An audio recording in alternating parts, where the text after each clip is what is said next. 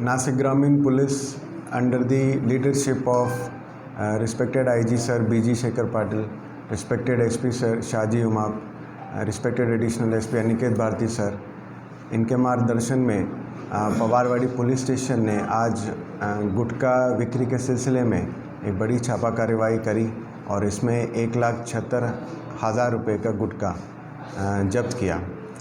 Total जब्त मुद्देमाल इस केस में अराउंड 2,26,000 है और इसमें 2 लोगों को आरोपी बनाया गया है।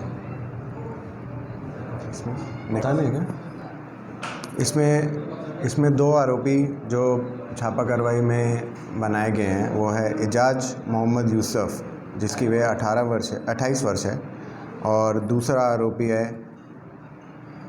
दिनेश लंडाने वाला। परसों का है ना अपना